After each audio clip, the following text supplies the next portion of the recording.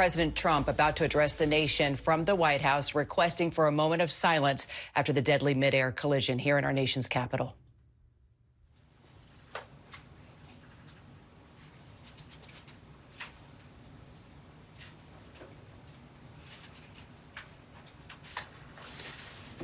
Thank you very much.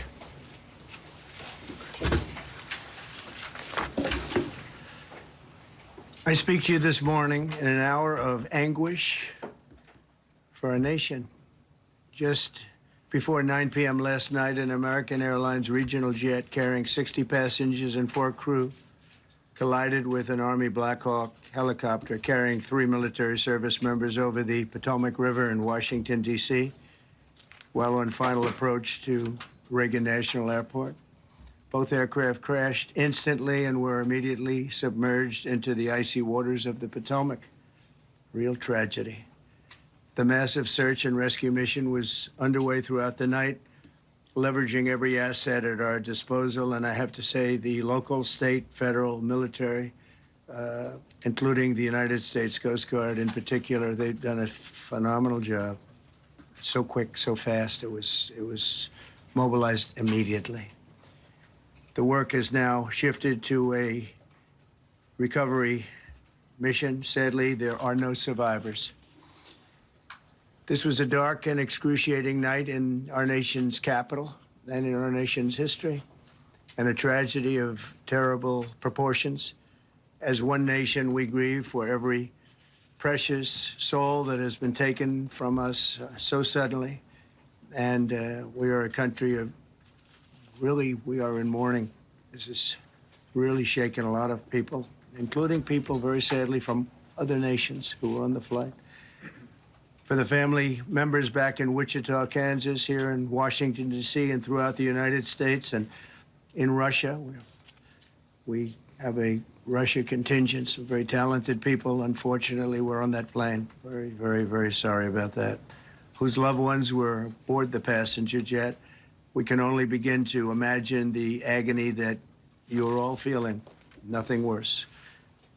On behalf of the First Lady, myself, and 340 million Americans, our hearts are shattered alongside yours, and our prayers are with you now and in the days to come. We'll be working very, very diligently in the days to come. We're here for you to wipe away the tears and to offer you our devotion, our love, and our support. There's great support. In moments like this, the differences between Americans fade to nothing compared to the bonds of affection and loyalty that unite us all, both as Americans and even as nations. We are one family, and today we are all heartbroken. We're all searching for answers. That icy, icy Potomac, it was a cold, cold night, cold water. We're all overcome with the grief for many who have so tragically perished, will no longer be with us.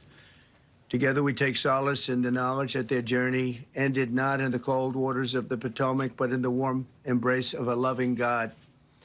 We do not know what led to this crash, but we have some very strong opinions and ideas, and I think we'll probably state those opinions now. Because over the years, I've watched as things like this happen, and they say, well, we're always investigating, and then the investigation 3 years later, they announce it. We think we have some pretty good ideas, but we'll find out how this disaster occurred, and we'll ensure that nothing like this ever happens again. The FAA and the NTSB and the U.S. military will be carrying out a systematic and comprehensive investigation. Our new Secretary of Transportation, Sean Duffy, his second day on the job when that happened. It's a rough one.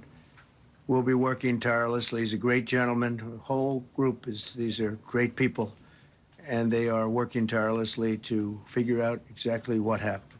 We will state certain opinions, however. I'm also immediately appointing an acting commissioner to the FAA, Christopher Rocheleau, a 22-year veteran of the agency, highly respected.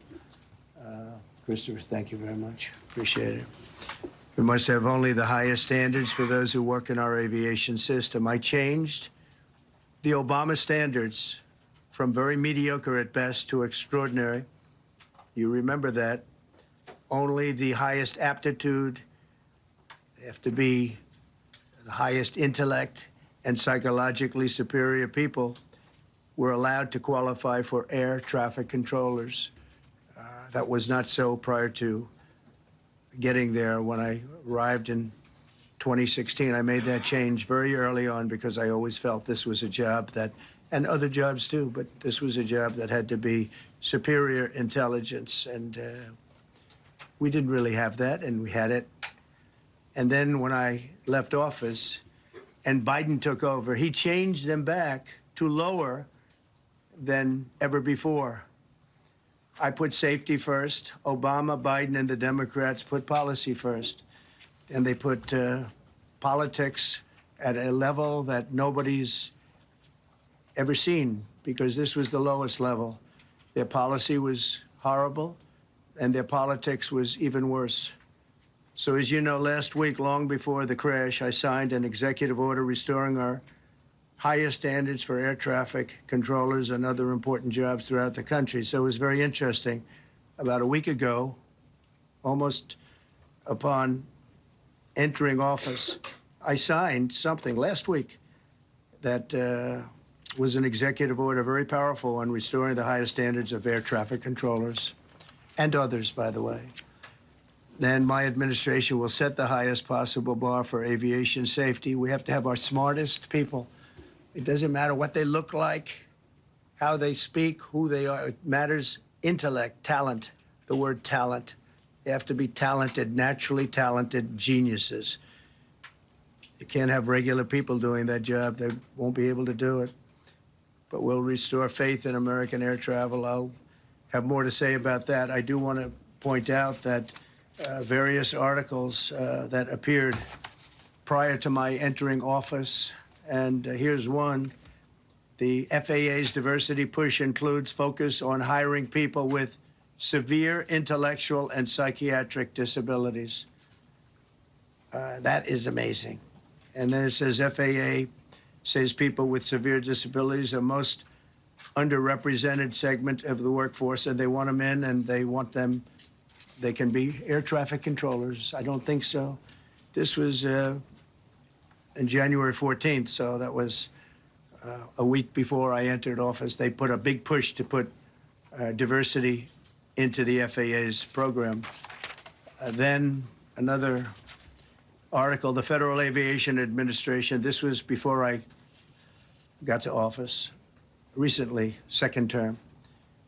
The FAA is actively recruiting workers who suffer severe intellectual disabilities, psychiatric problems, and other mental and physical conditions under a diversity and inclusion hiring initiative spelled out on the agency's website. Can you imagine? These are people that are, I mean, actually, their lives are shortened because of the stress that they have. Brilliant people have to be in those positions. And their lives are actually shortened, very substantially shortened, because of the stress, where you have many, many planes coming into one target. And you need a very special talent and a very special genius to be able to do it. Targeted disabilities are those disabilities that the federal government, as a matter of policy, has identified for special emphasis in recruitment and hiring. The FAA's website states they include hearing, vision, missing extremities, partial paralysis, complete paralysis, epilepsy, severe intellectual disability, psychiatric disability, and dwarfism all qualify for the position of a controller of airplanes pouring into our country, pouring into a little spot, a little dot on the map, a little runway. The initiative is part of the FAA's diversity and inclusion hiring plan. Think of that. The initiative is part of the FAA's diversity and inclusion hiring plan, which says diversity is integral to achieving FAA's mission of ensuring safe and efficient travel. I don't think so. I don't think so. I think it's just the opposite. The FAA website shows that the agency's guidance on diversity hiring were last updated on March 23rd of 22. They wanted to make it even more so. And then I came in, and I assume maybe this is the reason. The FAA, which is overseen by Secretary Pete Buttigieg, A real winner. That guy's a real winner. Do you know how badly everything's run since he's run this Department of Transportation? He's a disaster. He was a disaster as a mayor. He ran his city into the ground, and he's a disaster now. He's just got a good line of bullshit. The Department of Transportation, his government agency charged with regulating civil aviation. Well, he runs it, 45,000 people, and he's run it right into the ground with his diversity. So I had to say that it's terrible. Then it's a group within the FAA, another story, determined that the workforce was too white, that they had concerted efforts to get the administration to change that and to change it immediately. This was in the Obama administration just prior to my getting there. And we took care of African Americans, Hispanic Americans. We took care of everybody at levels that nobody's ever seen before. It's one of the reasons I won. But they actually came out with a directive, too white. And we want the people that are competent. But now we mourn and we pray and would like to ask all Americans to join me in a moment of silence as we ask God to watch over those who have lost their lives and bring comfort to the loved ones. And I just want to say God bless everyone in this room. This has been a terrible, very short period of time. We'll get to the bottom of it. So we all saw the same thing. We've seen it many times. I've had the honor of hearing tapes. Tapes are scary, very scary tapes. You had a airliner coming in, American Airlines. He was doing everything right. He was on track. He was the same track as everybody else. They came in. It's probably the same track as they've had for 25 years or more. He's coming in the path. And for some reason, he had a helicopter that was at the same height, obviously when they hit, but pretty much the same height, and going at an angle that was unbelievably bad. When the air traffic controller said, do you see, he was talking about, do you see him? But there was very little time left when that was stated. And then also, he said, follow him in. And then almost immediately after that, seconds after that, there was the crash that took place. Well, you follow him in, that means like everything's fine, follow him in. You had a pilot problem from the standpoint of the helicopter, because it was visual. It was a very clear night. It was cold, but clear, and clear as you could be. The American Airlines plane had lights blazing. They had all of their landing lights on. I could see it from the Kennedy Center tape. We had a tape up on the Kennedy Center. That seems to be the primary. Thus far, I'm sure we'll see other tapes because it's such an area where there are a lot of cameras looking up into the air, into space. So we'll probably see many other shots of it before too much time goes by. But we had a situation where you had a helicopter that had the ability to stop. I have helicopters. You can stop a helicopter very quickly. It had the ability to go up or down. It had the ability to turn. And the turn it made was not the correct turn, obviously. It did somewhat the opposite of what it was told. We don't know that that would have been the difference because the timing was so tight. It was so little. There was so little time to think. But what you did have is you had vision. The helicopter had vision of the plane because you had vision of it all the way, perfect vision of it all the way from at Kennedy Center where the tape was taken. And for some reason, there weren't adjustments made. Again, you could have slowed down the helicopter substantially. You could have stopped the helicopter. You could have gone up. You could have gone down. You could have gone straight up, straight down. You could have turned. You could have done a million different maneuvers. For some reason, it just kept going and then made a slight turn at the very end. And by that time, it was too late. They shouldn't have been at the same height because if it was at the same height, you could have gone under it or over it and nobody realized, or they didn't say that it's at the same height. at the same height, still wouldn't have been great, but you would have missed it by quite a bit. Could have been 1,000 feet higher. It could have been 200 feet lower. But it was exactly at the same height, and somebody should have been able to point that out. So all of this is going to be studied, but it just seems to me, from a couple of words that I like to use, the words common sense, some really bad things happened, and some things happened that shouldn't have happened. So you had a helicopter going in an identical direction. You had a helicopter that was at the exact same height as somebody going in essentially the opposite direction. You had a plane that was following a track, which is a track that every other plane followed.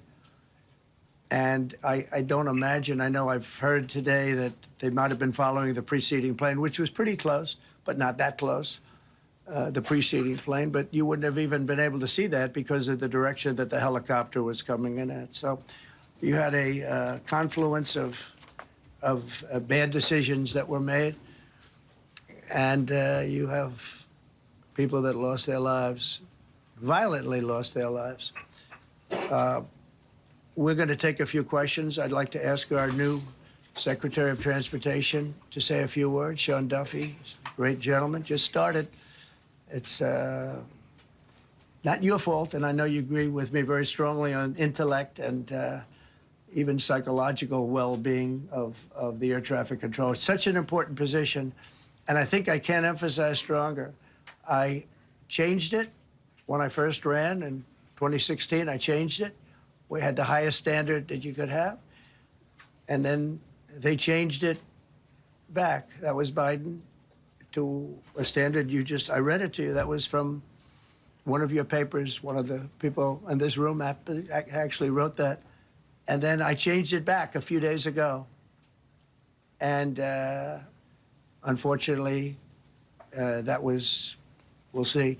We don't know that necessarily it's even the controller's fault. But one thing we do know, there was a lot of vision, and people should have been able to see that, you know, at what point do you stop? At what point do you say, wow, that plane's getting a little bit close?